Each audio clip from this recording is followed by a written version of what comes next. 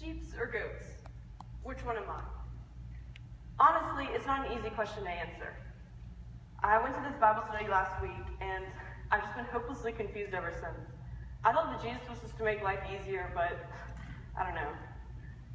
So, I was going there to find the key to eternal life, the right way to go. And I brought my mother's King James Bible because I figured, if it's good enough for her, it's got to be good enough for me. Well, actually it turned out it wasn't. I couldn't understand anything it said. So I asked the woman next to me if I could read along with her Bible, and it was much easier to understand, so all in the clear. They were doing a parable about sheep and goats, and basically everybody was lined up before God, and he was separating them into two groups. The sheep, that's the good guys, and the goats, which is the bad guys. But there's also this test, and it's like God is incognito, and you have to go do things to be able to find him.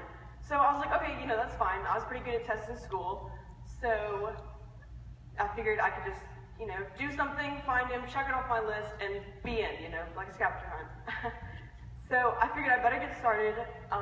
Some of the things he said we could do was like, I was hungry and you fed me. I was thirsty and you gave me water. I was sick and you took care of me. I was naked and you clothed me. So first thing on the list, God is hungry, feed God.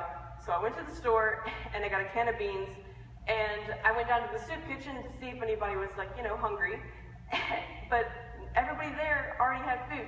People were serving food, and then there were already people eating, and the people who were done eating were going up behind the counter and helping the other people who were already serving, and they even asked me if I wanted food.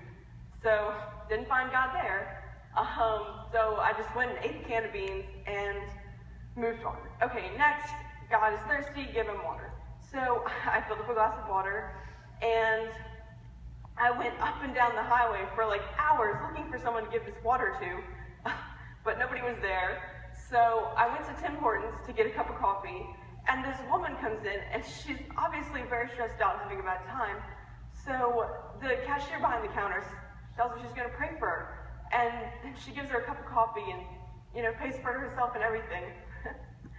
So I figure, I'm not doing too good on this list. I haven't found God anywhere. So I get on the bus to go home, and while I'm on the bus, there's this guy sitting next to me, and he's obviously homeless or something, and he doesn't have anything, to keep his hands warm, and I'm just wondering, why doesn't this guy take care of himself?